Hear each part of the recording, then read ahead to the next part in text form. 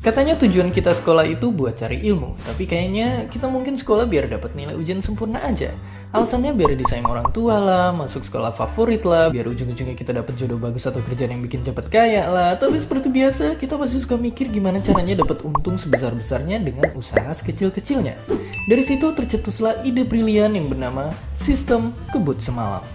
Tapi benarkah SKS semujarab seperti kata orang-orang? Pada dasarnya, SKS merupakan sebuah metode yang mirip-mirip teks proklamasi kemerdekaan Indonesia, di mana porsi kerjaan untuk jangka waktu tertentu diselenggarakan dalam tempo yang sesingkat-singkatnya. Tapi bedanya SKS cuma diselenggarakan semalam saja, persis seperti Bandung Bondowoso waktu bikin Candi Prambanan. Biasanya orang yang paling ahli melakukan SKS adalah mereka yang tergolong sebagai penunda. Untuk tahu apakah kamu seorang penunda, coba perhatikan dua grafik ini. Kalau kamu lebih akrab dengan grafik yang ini, maka selamat, kamu termasuk kategori penunda. Berhubung para penunda biasanya juga pakar ngeles, mereka sering beralasan bahwa SKS bikin kita punya kemampuan super.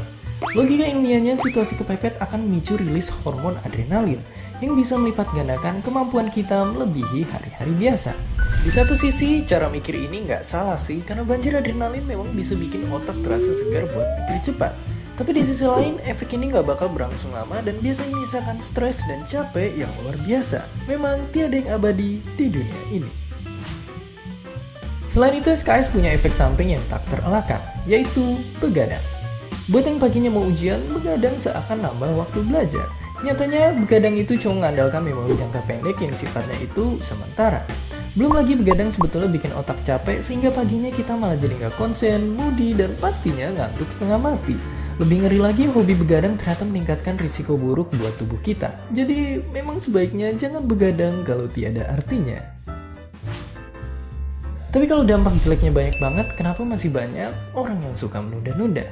Di dunia psikologi, sifat menunda sangatlah akrab dengan istilah temporal discount.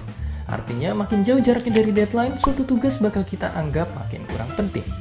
Akibatnya, skripsian misalnya terasa belum penting kalau belum mepet-mepet banget deadline. Sifat menunda juga ada hubungannya dengan impulsivitas dalam DNA kita, karena dulu di alam liar, kehidupan kita itu masih serba sederhana.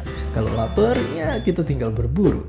Urusan hari itu ya dipikirkan saat itu juga. Tapi makin kompleks kehidupan manusia, makin banyak kebutuhan yang mau gak mau harus kita rencanakan jauh-jauh hari. Cuma praktiknya, impulsivitas prasejarah kita ini memang masih suka kumat-kumatan. Pokoknya selalu saja ada alasan kalau sesuatu belum mengancam nyawa atau gengsi kita. Dan itu dia masalahnya. Selama ini sekolah terbiasa menilai kepintaran siswa nyaris dari nilai pelajaran doang. Gampangnya dilihat adalah hasil jangka pendek, bukan jangka panjangnya. Akhirnya wajar saja kalau kita juga jadi gampang menyerah pada kesenangan sesaat tanpa memikirkan apa akibatnya di kemudian hari.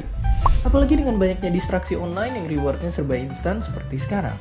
Padahal pepatah juga tahu, kalau mau maju kita memang mesti bersusah dahulu, baru bersenang-senang kemudian. Dan seperti biasa, terima kasih. Selamat Hari Pendidikan Nasional. Untuk merayakannya, kau bisa berkolaborasi bersama kanal-kanal edukasi hujan tanda tanya, Ayo Mikir, Kamu Harus Tahu, dan Science Bro. Jangan lupa tonton juga video Berani Bertanya yang lainnya. Hi, thanks for stopping by our video. Don't forget to comment, like, and subscribe.